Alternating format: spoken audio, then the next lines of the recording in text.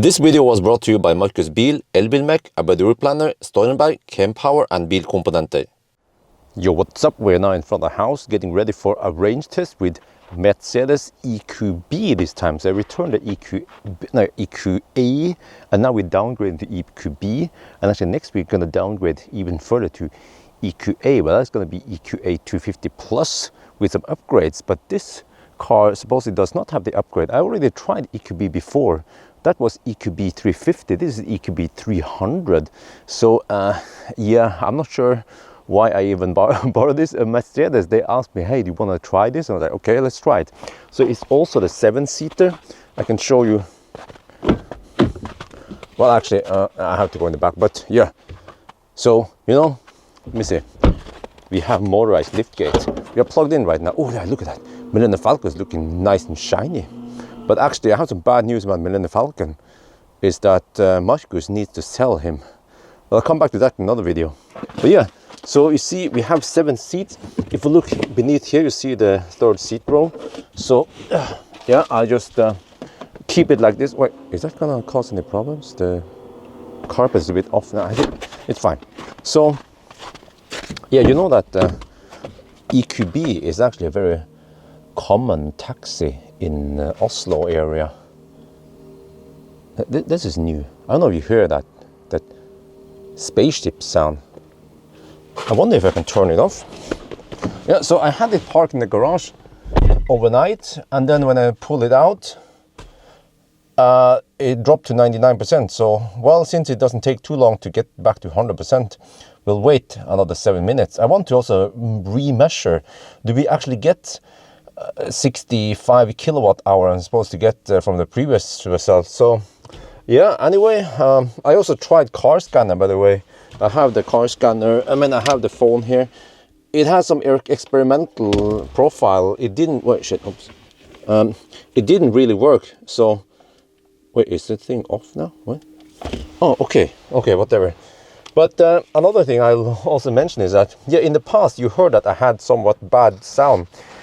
I think it turns out that the microphone, oh shit, now the microphone here, the new microphone, seems to be a bit, or it has some narrow, they call it, what is it again? But it has some narrow area where it has the best frequency response. It's supposed to be omnidirectional, but yeah, it seems like if you're a little bit off like this, like I tend to clip it here, then the sound becomes muffled.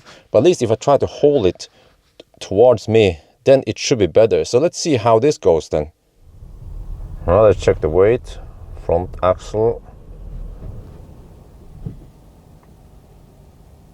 1140, and the whole car 2300. That's that's 20 kilograms more than the other. Did I gain 20 kilograms? Likely. Okay, maybe not. We're now at Ioniq, Dal, so okay, starting position. So yeah, interesting. This is new. I've never seen this before. You see, DC maximum. It says that we can charge at 33 kilowatt now if we plug in at 79%, and I'm not sure what else. Okay, this is not available to read if you're driving, but you see there is some battery, low battery temperature maybe. And I was reading something there. Dude. Well, what's up with this pop-up here? This device connector. Okay, fine. Can you there? Okay, let me see. Yeah, there's some low temperature, and then charging power, and then high volt battery. This or okay. So there are some symbols here. This seems like the battery is not hot enough. Okay, as expected. It's been sitting in the garage. It was around 8 degrees. Now this car does not show any battery temperature, unlike the AMG, so that's the extra you get if you pay for the AMG package. Okay, let's reset and then off we go. Alright, let me see. Today, oh, doesn't seem like we have too much wind. That's good, because we have somewhat boxy car, so any crosswind, tailwind, headwind, any wind would be bad for consumption. So I think as usual I will just drive over to Strandlycha, or I'm not sure, Strandlycha Espa, and then back again. So just a short loop to measure consumption. Alright, we're almost done with the test, but man, I have to say, the auto steer here feels a bit nervous. In curves, it will jiggle on the steering wheel like a Chinese car, and there's been some cases where you can even see it now. It's doing an uneven turn or curve.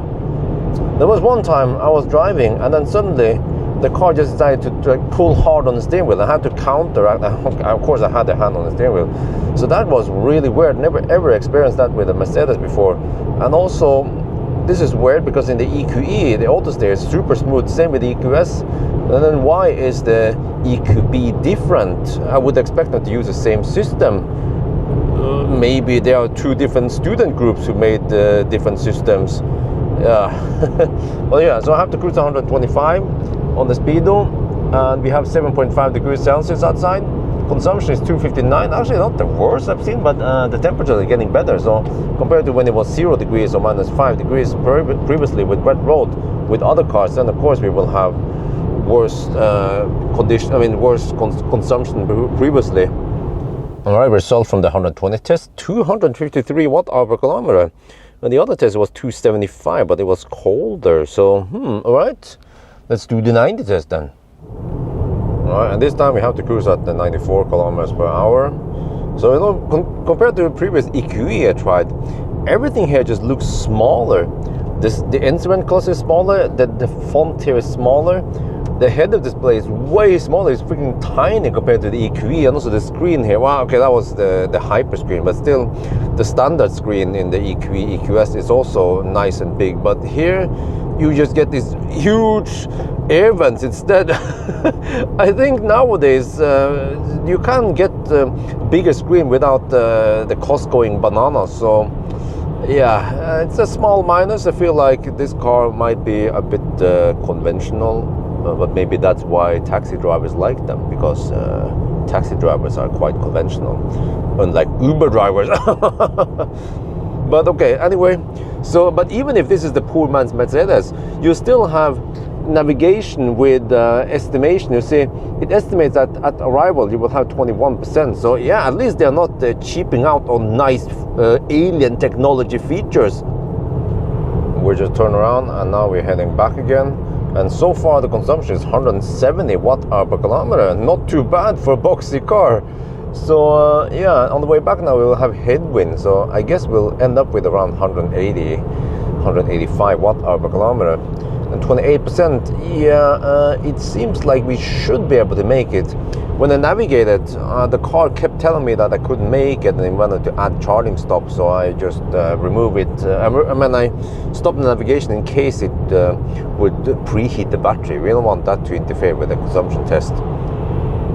You see now the car says that we can take 95 kilowatt, and the battery, whatever, probably low battery temperature symbol is gone, so probably means that the battery has heated up slowly during the drive now.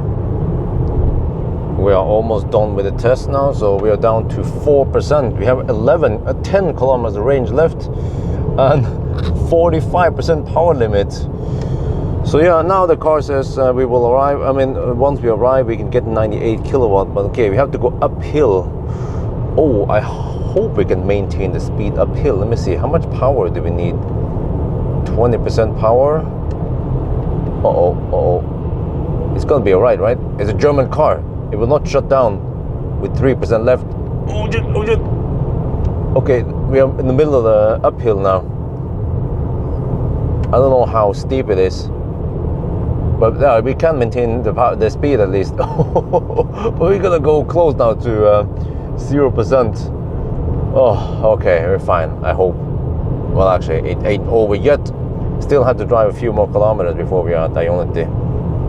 All right, 185 watt-hour per kilometer on this test, and let me see. Oh yeah, this is the distance, total distance we drove, and then you have to check also the total consumption and 2% left, so I can calculate how many kilowatt hour we have.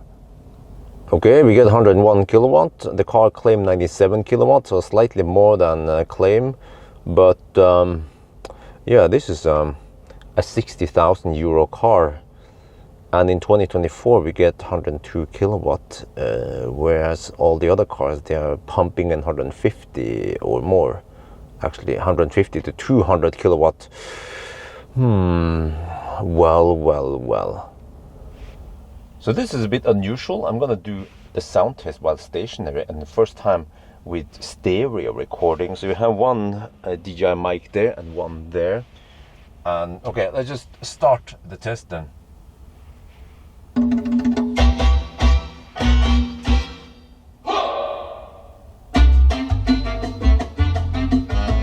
Nice Burmester.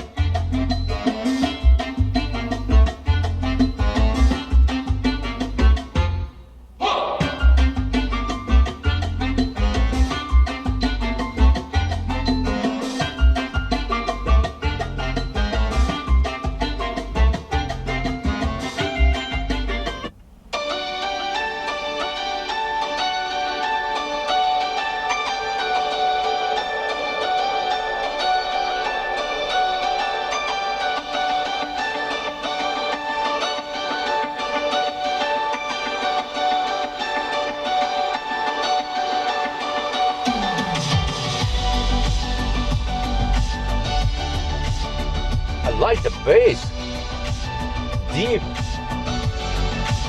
but also quite linear. Maybe a little bit overwhelming, but you can always tune it down a bit. Yeah, well, run away by Light Boys.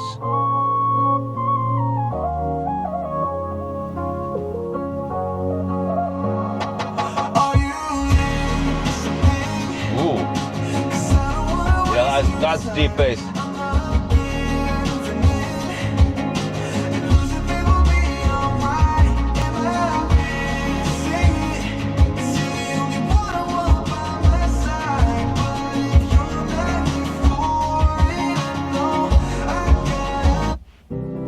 Okay, here, skip a little bit here. You can listen for some rattling in the doors.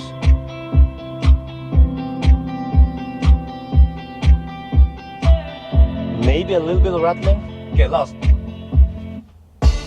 Oh, proper Burmester. Wait. A little bit of rattling in the back. Yeah.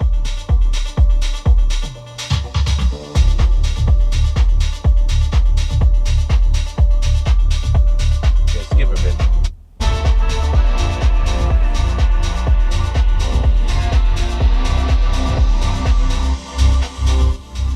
Okay, so this was an interesting test for the first time, but I have to say overall it sounds pretty good for a poor man's Mercedes and Burmester, but I feel like the EQS and the EQE, they sound better. I don't know what's up with that. Maybe just better placement of the speakers, maybe better quality speakers, maybe better amplifier, or yeah, I'm not sure, but at least it sounds still pretty good, this Burmester in the EQB.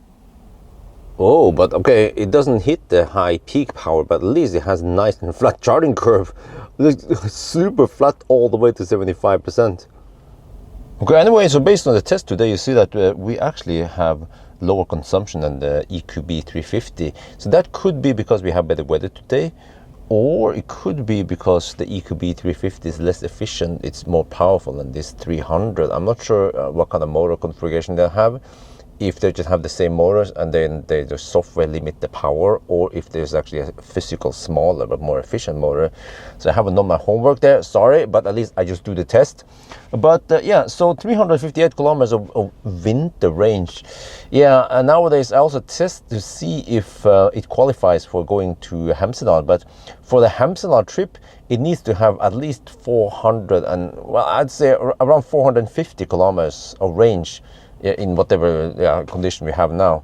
And then that means that no, this EQB does not have enough range. Maybe the EQA 250 Plus has enough range. It's supposed to be very efficient, so we'll see about that in about a week. But overall though, it's a nice car, but I feel like for this price, isn't it better to buy a Model Y, or I don't know, some of the Korean cars, or well, I don't know, but I should just mention them. If maybe you want an EQB or you want a Mercedes for a reason, and then I also wonder why the taxis buy them. Maybe the taxis, okay, taxis are different because they're professional and maybe they have some kind of deal with Mercedes. That's why they prefer Mercedes.